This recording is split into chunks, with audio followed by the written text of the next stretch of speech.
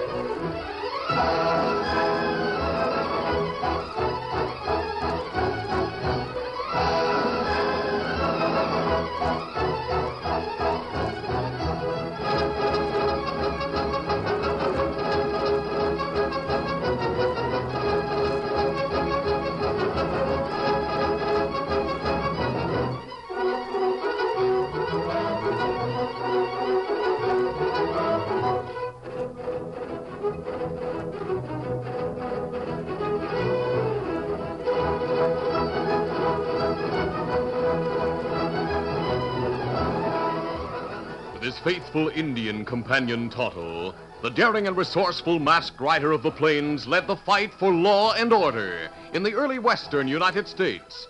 Nowhere in the pages of history can one find a greater champion of justice. Return with us now to those thrilling days of yesteryear. From out of the past come the thundering hoofbeats of the great horse Silver. The Lone Ranger rides again. Come on, Silver! Let's go, big fellow! Hi-yo, Silver! Hooray!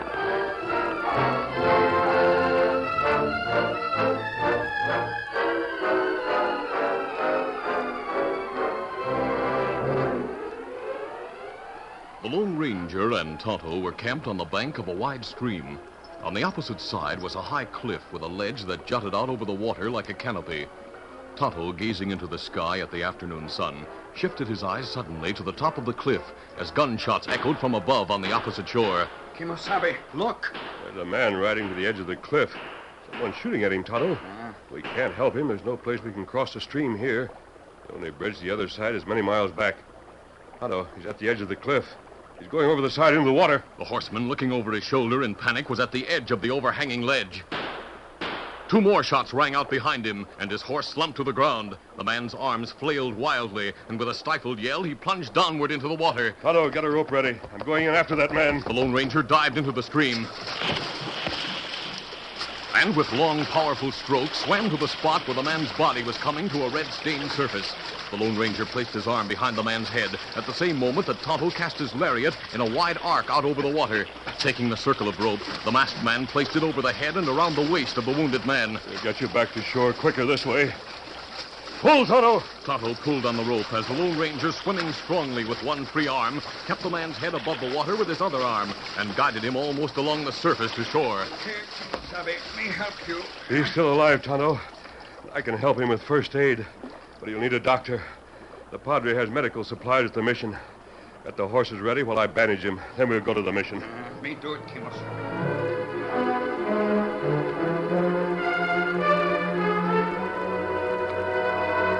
The Padre placed the old man in a bed in the adobe house near the mission building.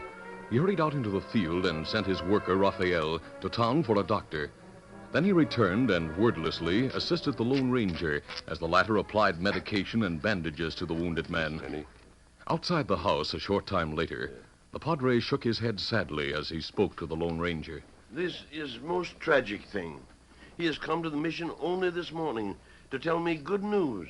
Padre, you know this man? But of course, see. His name is Harper. Tom Harper. Doesn't he own a large cattle ranch somewhere around here? See, he has a great large ranch, only he has not raised cattle this year. Oh. He get rid of cow hens, is planning to sell his cattle, and prepare to go to California once he has completed sale of his ranch land. He tell me all this morning. He's very happy then. Now, he's maybe to die. Padre, I don't think he'll die. I've sent my man Raphael for doctor. They return soon. Good. Do you know who might want to kill Tom Harper? No. He's good man. Always have friends. But I have not told you all. The bad part is he is on his way to meet his daughter when he leave here this morning. Daughter? See, he have daughter he send east to school. Long time ago when his wife died. Now that he prepare to go to California, she leave school and come here to go west with him. She come on stagecoach that arrive 4 o'clock today. It's after 3 now. Padre, I think we'd better assume the responsibility of meeting her. I'll send Tonto to bring her here. And you can tell her what happened and do whatever you think is wise.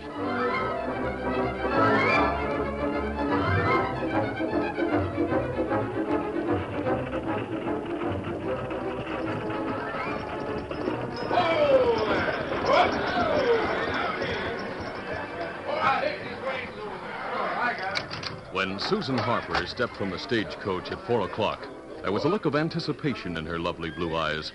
She searched the faces of those who waited at the station, but there was no sign of her father. She was about to turn away when a benign-looking man, white-haired and portly, came over to her and greeted her with a warming smile. I beg your pardon. You're Susan Harper, aren't you? Why, yes. Yes, I am. Yes, I knew it. You're very beautiful. And yet you've something about you that reminds me of Tom. His eyes, I think. Well, thank you. But where is Dad? He was heartbroken, Miss Harper, but he had to go out of town for the day. Finishing a business transaction, I believe.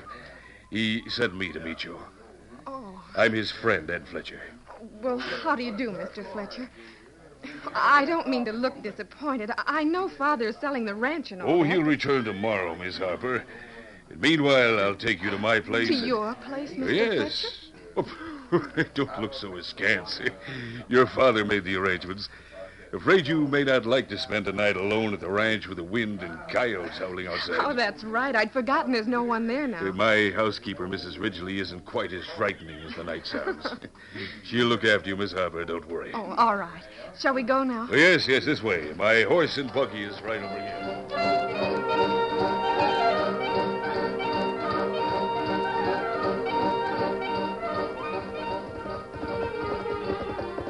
It was 20 after 4 when Tonto, who had galloped all the way, arrived at the stagecoach station.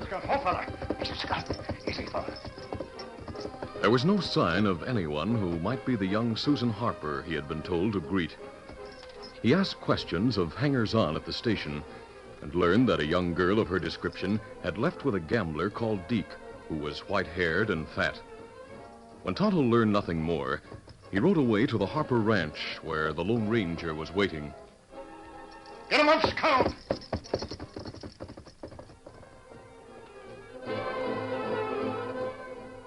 Meanwhile, Deke Fletcher, the man who had met the girl, was meeting with land speculator Dodd Gifford in the latter's home 3 miles from town. Well, Dad, it's all set. I met the girl at the station. She's over at the cabin now. Mamie's looking after her. That's the blonde woman you go with? Yes, the girl thinks she's my housekeeper.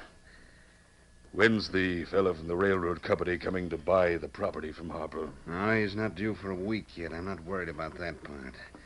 I have to get ownership of Harper's property before then. Well, like you said when we planned it, the girl will be so upset when she finds out her old man is dead that she'll do anything. I'm depending on that. That's why I want some letters planted in Harper's house this evening. Letters showing that he was going to sell the property to me. You've got the letters ready? For weeks. Pete and Bandy will put them in the Harper house tonight. Oh.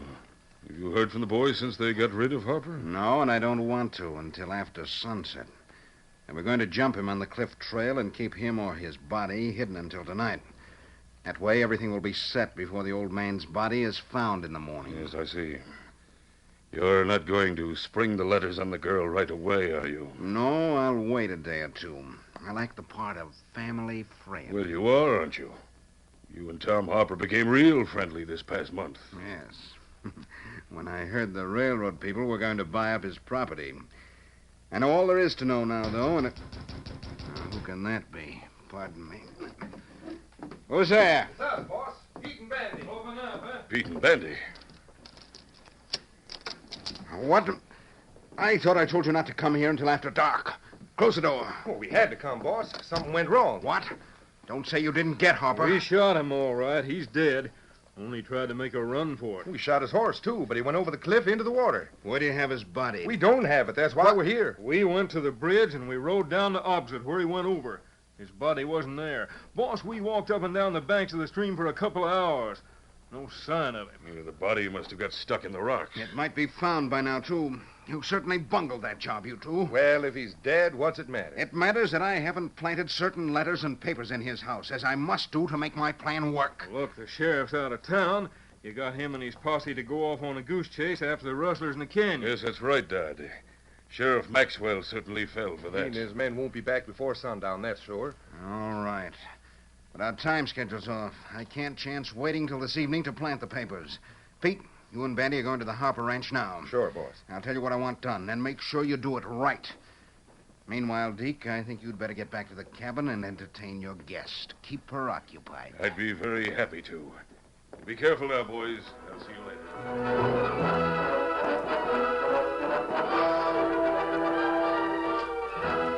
Tonto had ridden directly to the Harper Ranch house when he'd failed to meet Susan Harper at the stagecoach station. The Lone Ranger, who had been looking through the house for some information that might lead him to the men who shot Harper, listened to the Indian's story as he rearranged papers and closed the desk drawers. Then he spoke. Everything's in order again. Tonto, you say Susan Harper was met by a man known as Deke. Perhaps we better go back and... Tonto, look, riding through the front gate, two men. One of them looked like bad hombre. You didn't leave your horse where it could be seen, did you? No, Kimosabe. Leave it in Grove at rear, with Silver. Good. They won't know we're here then. You talk to him? No, we'll get into that large closet back there. Have your gun ready. Kimosabe. They may be friends or employees of Tom Harper, but I want to find that out without asking them.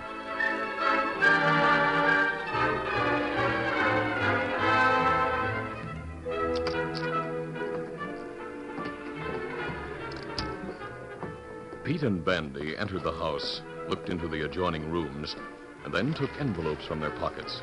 The envelopes that had been given to them by Dodd Gifford. Pete started to place the packets in a drawer of the large desk in the corner. Then he stopped. Bandy, you read any of these letters the boss is having us plant here? No, Pete, you can guess what's in them, though. They're supposed to be letters he wrote to Harper arranging to buy his ranch. Yeah, I know that. They'll make the girl think Harper was going to sell to the boss instead of the railroad. So with her father dead, she'll take his prize. Then he gets $50,000 from the railroad when he owns the property and they have to buy from him. Yeah, I was thinking of that. That's why I want to see how much he's going to pay the girl. And it should be in one of these letters. I'm going to look. Pete, with no protest from Bandy, went through the envelopes until he came to one that interested him. Here it is, Bandy. This is the one that tells how much he... Why, hey, do you know what?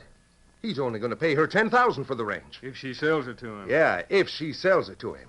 We kill Harper for him, and he promises us $300 apiece, which we didn't get yet. Deke's sort of a partner of the boss's, and the boss told him he's only getting $20,000 from the railroad. Oh, the dirty crook. Yeah, cheat us, Woody. Well, we'll show him. Pete, what do you mean? We don't leave these letters here. Deke's got the girl at this place, hasn't he? She thinks he's Harper's friend, doesn't she? That's right. So we'll tell Deke the setup. Let him buy the ranch from the girl instead of the boss. He can get the money. And then when he sells to the railroad, we cut 3 ways. And the boss can... Yeah, he sure can. Come on, forget about those letters. We'll go see Deke now. Let's make it fast.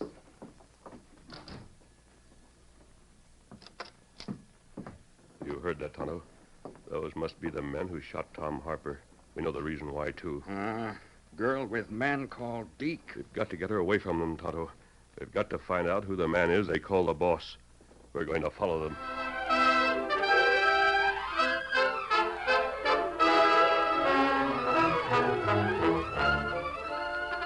The curtain falls on the first act of our Lone Ranger adventure.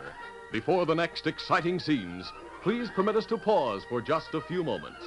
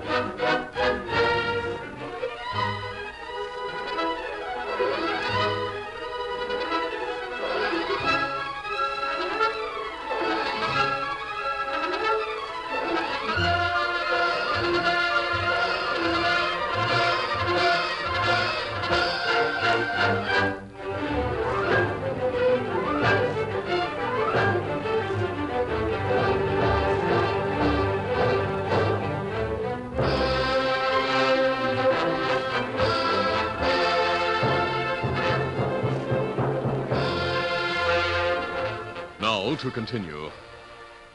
The Lone Ranger and Tonto followed the gunmen, Pete and Bandy, to an isolated cabin a few miles from the Harper Ranch. Easy. They tied their horses in the brush and watched from there as the two men knocked on the cabin door. Pete and Bandy didn't enter.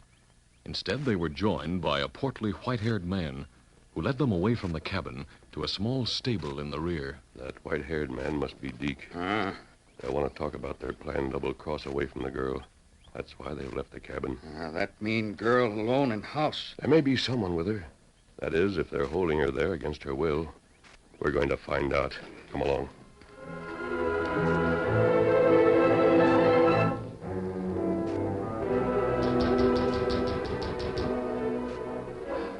Mamie Sterling, blonde and buxom, got up from the chair on which she was sitting, opposite Susan Harper. She went to answer the knock on the cabin door. She stepped back wide-eyed as the masked man holding a gun pushed inside. The sight of the Indian behind him set her trembling. She cowered as she spoke to the Lone Ranger. Who are you? What do you want? I want to speak to this young lady. You want to speak to me? Don't be frightened, miss. You're Susan Harper, aren't you? Tom Harper's daughter? Well, yes. Otto, see if this other woman remains over there. If she attempts to talk or scream... Do me, make her stop. Don't keep away from me. I won't scream. Be sure you don't. Tonto, look in the other rooms and see There's if nobody in the other rooms. All right, I'll keep quiet. Me look, Kimos. You're going to rob us. On the contrary, Miss Harper, we've come to save you from robbers. From the people who are holding you here. You're crazy, you. We're not holding her here, are we, Susie? Oh, no, I'm staying here until my father returns from a trip he made. You'd wait a long time if you did that, Miss Harper. Your father is lying in bed wounded in a mission house just a few miles from here. Oh, no. Wounded? Yes, wounded. I must tell you the truth in a hurry, Miss Harper. He was shot by the two men who came to this place a few minutes ago. Deke is with him now. Oh, but Mr. Fletcher's been so kind to me. Well, he's Father's friend. He's one of 4 men who planned your father's death. With your father dead and you inheriting his property, they'd expected to get it from you for much less than it's worth. I don't believe you. I'm speaking the truth, Miss Harper. One look at that woman over there should convince you. She knows I speak the truth. I don't know anything. Never mind about her or Mr. Fletcher or anyone else. I want to know about my father. You say he's been shot. Yes, hurt badly, but not fatally. Yes, Tonto? Nobody in other rooms. I told you there wasn't. You shut mouth. I didn't mean to. Keep away from me. She'll remain quiet, Tonto. You go to the rear window and watch for those 3 men. I'll keep an eye on her. Miss Harper, I'm going to talk fast. And if you don't believe what I tell you, then I'm going to give you the chance to prove what I say is true. I can't believe you, but... Well, go ahead. I'll listen. Quickly, the Lone Ranger told of all he had seen and heard that day. Then, when there was still a shadow of doubt in the girl's eyes, he outlined a course of action. The girl listened and finally relented. Perhaps you're right. It's simply that I just can't believe that men would do such horrible things for money. Face Deke Fletcher and tell him what I told you to say. You'll be convinced that some men are that bad. Don't pay any attention to him, dearie. If he Take her into the next room, Tonto. Make sure that she's kept quiet.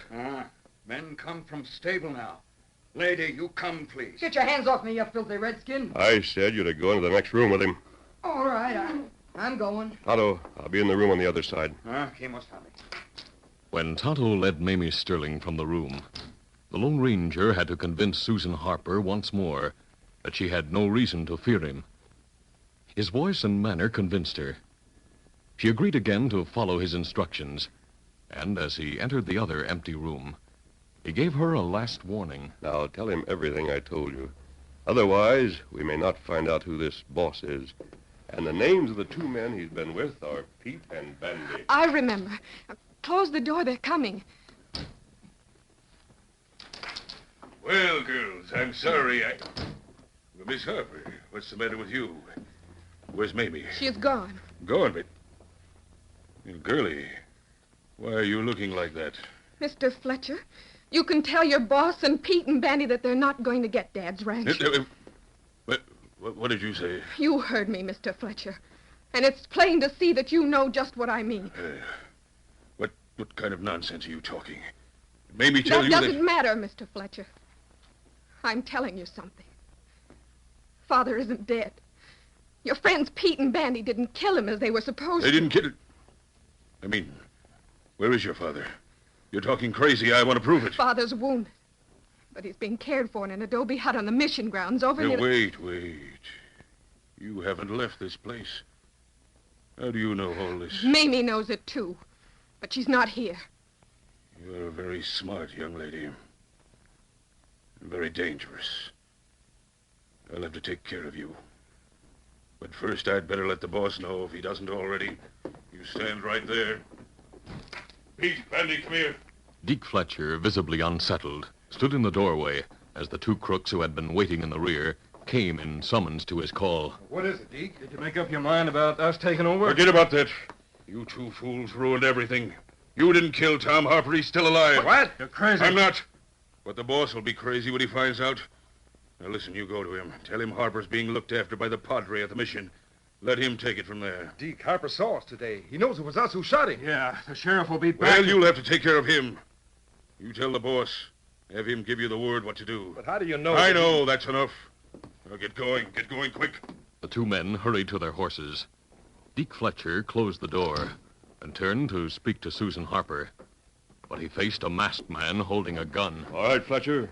You did exactly as I hoped you would. Hey, trick. Stranger, you were right. Otto, bring that woman out here. Say, keep woman quiet. Me tire, put cloth in mouth. You want? No, that's fine. I'll only have this fellow to take care of. Otto, follow those two men who just left here. Don't let them out of your sight. Kimasabi. Miss Harper, hold my gun while I tie and gag Yes. Deke. The Lone Ranger bound and gagged Deke Fletcher, then placed the portly crook and Mamie Sterling together and bound them once more so that neither was able to move. That'll hold you for days if necessary, but it won't be necessary. The sheriff will have his men pick you up before long. Ready, Miss Harper? We're leaving? Yes, for the mission. We want to protect your father. I don't understand. You're helping me, I know, and... But yet, why have you let those men leave if they intend once more to try to kill Dad? They won't kill him. I'll make sure of that. We're going to him now. But you didn't answer me. I let them go because they'll lead us to their boss, the man who plotted against your father. We must learn who he is, and we can't waste time talking to Fletcher or the woman. Oh, and your Indian friend will trail them and learn where the man is. Yes, and he'll learn who he is and be able to identify him. After that, it won't matter whether or not the boss comes to the mission with Pete and Bandy. Tonto will tell the sheriff, and the boss will be arrested no matter where he is. But if he does come to the mission, Miss Harper, we'll see what happens. It's getting dark now. We'll go.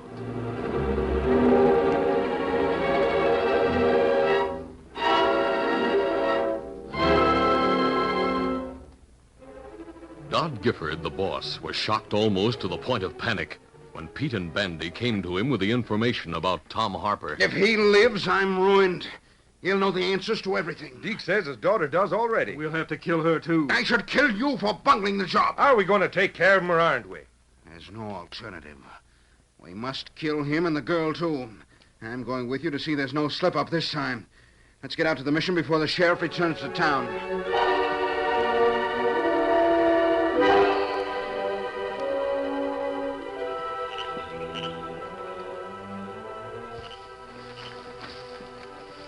Pete had left Bandy and Dodd Gifford in the underbrush while he crawled to the adobe hut where he'd been told Tom Harper was being kept. He came back through the darkness a short time later. Hey, boss. Harper's in bed, all right. I could see him through the window. Anybody watching him? Only one fella, that little guy that works for the padre, Raphael. He's dozing by the bed. What are we waiting for, then? You're right. Let's get this over and take off for Deke's place.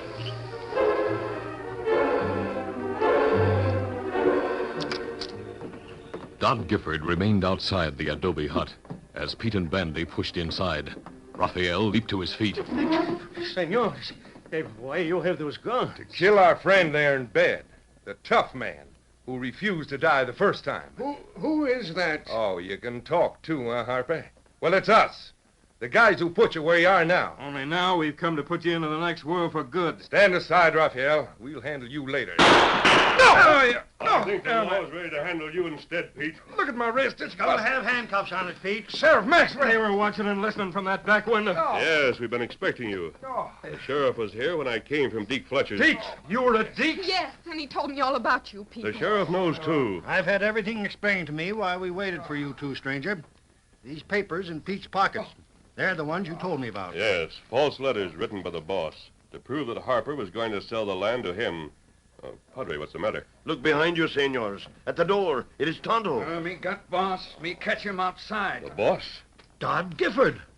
You were behind this? Gifford, I should have known. You did well, Tonto.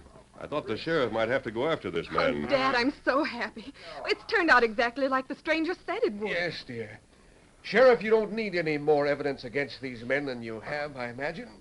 But if you do, I think I can give it to you. When the time comes, we'll get it. Right now, we'll arrest these varmints. Take him to the Hoosgow, men. Right, Sheriff. Come on. And pick up Deke Fletcher and the woman on your way to town. All right, Take Sheriff, where's the masked man? I'd like to thank him. Where is he? Why, he's right. No, he's not. He go. He an Indian go. Is that not so, Padre?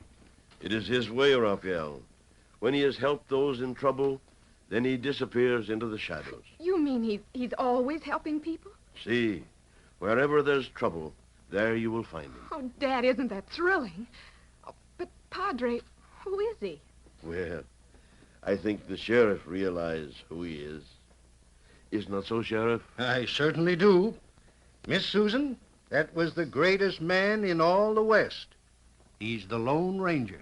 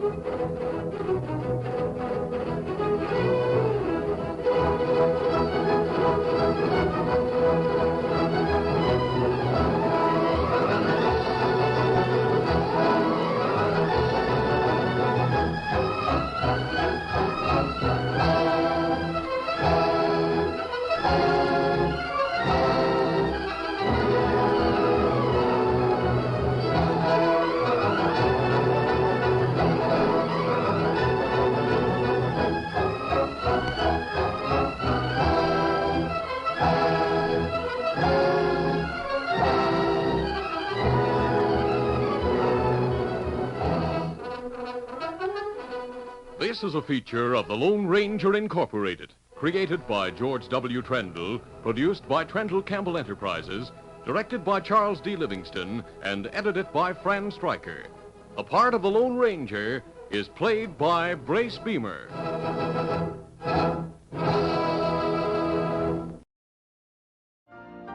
You've been listening to the OTR Gold Network. Find more classic radio at otrgold.com.